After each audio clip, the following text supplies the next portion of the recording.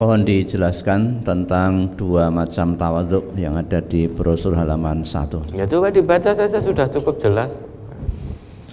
Ada dua macam tawaduk. Satu, tawaduk kepada Allah dengan tunduk kepadanya sebagai bentuk pengagungan dan cinta kepadanya, taslim kepada agamanya dan mengikuti kebenaran yang dibawa oleh Rasulullah sallallahu alaihi wasallam. Dua, tawaduk kepada makhluk dengan cara memandang bahwa dirinya lebih rendah dari orang lain dalam berbagai sifat kebaikan. Nah, ya tahu sudah cukup jelas itu. Nah, yang pertama, tawaduk itu kita merasa rendah diri di hadapan Allah.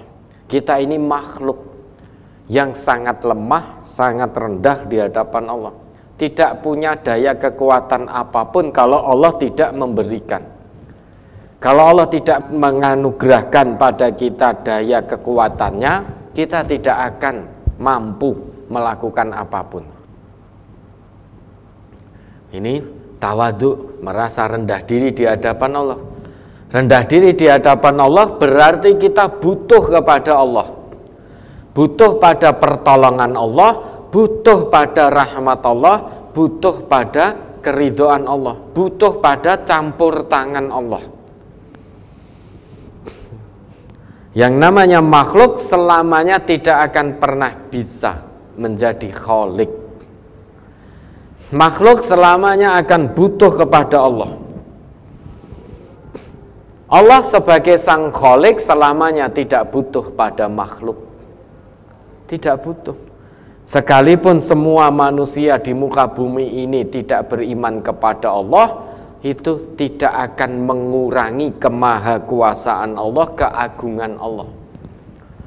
Sebaliknya, sekalipun semua manusia di muka bumi ini beriman kepada Allah, itu juga tidak akan mengurangi kekuasaan Allah.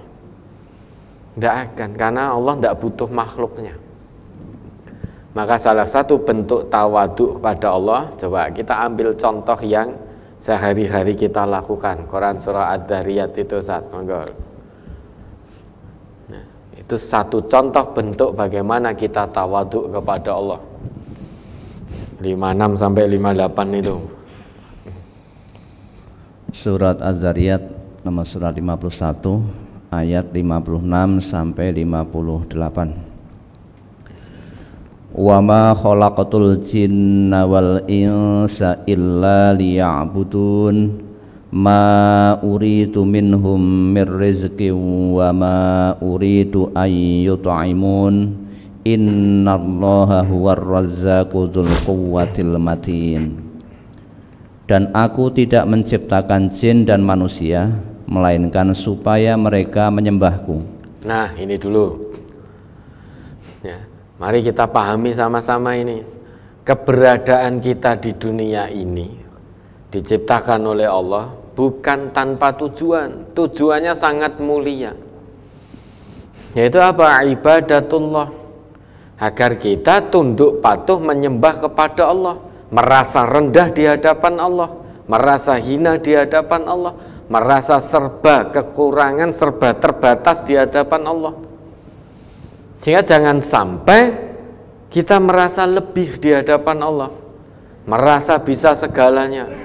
Kalau itu kita lakukan, sifat itu ada pada diri ini, maka kita sedang keluar dari tujuan penciptaan.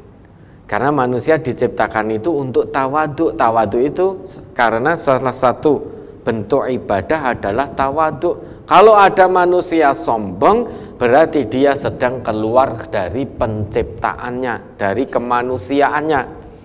Meski dia bernafas, hakikatnya di hadapan Allah, di sisi Allah, dia sudah dianggap tidak hidup. Meski di dunia ini masih hidup, masih bernafas, namun di sisi Allah dianggap tidak ada, dianggap tidak hidup. Salah satu tujuan ibadah adalah tawaduk, rendah hati, rendah diri di hadapan Allah. Kalau sombong berarti orang itu sedang keluar dari esensi penciptaannya, dari tujuan penciptaannya. meski hidup berarti di hadapan Allah dia dianggap sudah tidak hidup. Nah, Allah ciptakan kita di dunia bukan agar Allah mendapatkan rezeki, bukan agar manusia itu memberikan makan kepada Allah, bukan. Sehingga kita merasa bahwa Allah butuh kita, bukan. Nah, kita diciptakan oleh Allah untuk ibadah. Karena Allah itu Ar-Razzaq Dzul Quwwatil Matin. Allah itu sang maha pemberi rezeki yang maha kuat, lagi maha kokoh. Sekalipun manusia itu kafir semua, Allah tetap kokoh, Allah tetap kuat. Sekalipun manusia itu iman, tetap tidak mengurangi kekuatan Allah. Semua manusia kafir itu Allah tidak akan menjadi lemah, tidak akan begitu. Allah selamanya tetap kokoh, tetap kuat, tetap maha pemberi rezeki. Nah, kita sebagai makhluk butuh rezeki dari Allah, bukan Allah butuh rezeki dari makhluknya. Maka mari kita jalani kehidupan ini, karena yang punya rezeki itu Allah. Kita tidak akan dapat apapun kalau Allah tidak anugerahkan pada kita. Sebagai contoh lagi, hari ini kita inginkan bekerja, punya angan-angan bekerja nanti dapatnya hasil sekian. Ternyata dengan keterbatasan kita, misalkan kita ingin mendapatkan hasil 500.000, ternyata Allah beri hanya 100.000. Keinginan kita dibatasi oleh Allah. Hati kita dengan keinginan kita dibatasi oleh Allah. Nah, begitu kok merasa tidak butuh kepada Allah. Kita harus tanamkan sifat tawadhu, merasa butuh kepada Allah. Ya, merasa butuh kepada Allah, butuh segalanya kepada Allah. Nah, untuk mendapatkan pertolongan dari Allah, janjinya Allah, ikuti agama ini secara kafah, jalankan perintah-perintah Allah, perintah Rasulullah secara kafah. Ya, dari ujung rambut sampai ujung kaki. Sudah, jangan milih-milih ayat. Jangan milih-milih ayat, jangan milih-milih hadis. Apa yang menjadi perintah Allah sudah tunaikan dengan maksimal. Apa yang menjadi larangan Allah dan Rasulnya jauhi secara maksimal. Jangan milih-milih. Oh, nek kaitannya karo ayat wa qulu qaulan sadida, wa qulu qaulan karima, itu saya tidak mau karena saya senangnya muni-muni. Karena saya hobinya gibah, hobinya fitnah, hobinya bohong. Wes ayat ini tidak saya pakai. Nah, itu berarti milih ayat. Kalau milih ayat, milih hadis, tidak mau kafah, maka hatinya belum tawadhu, masih merasa tidak merasa rendah di hadapan Allah. Karena masih milih-milih ayat, milih hadis itu, merasa masih punya kekuatan. Kalau Allah tidak berikan kekuatan, dia tidak sadar, dia tidak bisa apa-apa. Nah, maka masih milih-milih ayat sampai Allah katakan, wa makana li mu'minin wala mu'minatin idza qadallahu wa rasuluhu amran ayyakuna lahumul khiyaratu min amri. Manusia itu tidak diberi pilihan ketiga.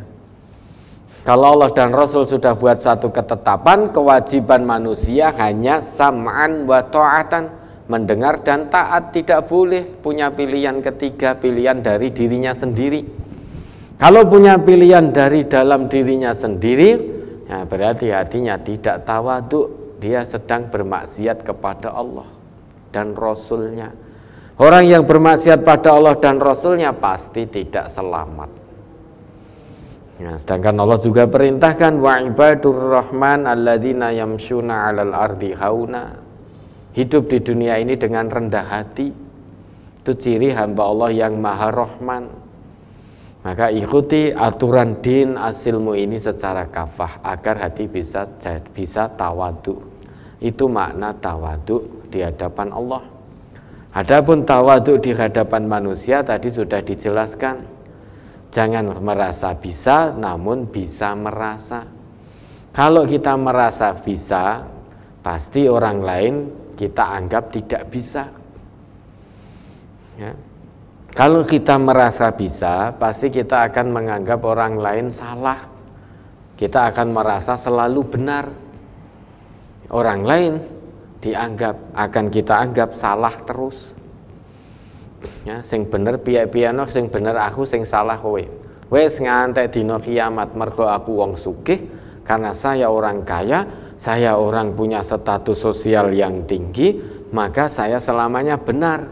Karena kamu orang miskin, status sosialmu rendah, maka selamanya kamu salah. Itu kalau kita merasa bisa. Karena kamu salah, maka patute kowe sing tak kandhani. Pantasnya kamu yang saya nasihati. Nah, kamu jangan memberi saya nasihat karena saya tidak salah. Selamanya tidak salah. Mosok mbok kei nasihat, mosok wong sugih mbok kei nasihat. Masa orang kaya dinasihati orang miskin? Masa orang berkedudukan tinggi dinasihati orang yang tidak punya kedudukan? Masa guru daerah dinasihati orang yang bukan guru daerah? Masa pimpinan yang di perwakilan atau cabang dinasihati oleh warganya? Nah, kalau ini yang terjadi, maka kita tidak tawadhu. Tidak tawadhu karena kedudukan merasa lebih baik. Munculnya sombong, sedang sombong itu batarul haq wa ghamtun nas, menolak kebenaran, merendahkan manusia lainnya. Hanya gara-gara satu kedudukan, hanya gara-gara kekayaan.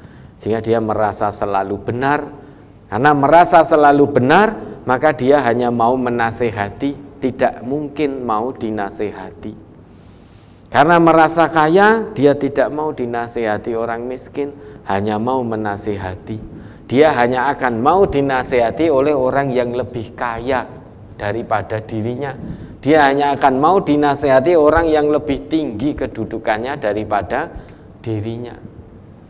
Dan itu pun belum tentu mau dinasehati. Ya, diberikan nasihat oleh orang yang lebih, yang di atasnya, belum tentu juga menerima. Ya.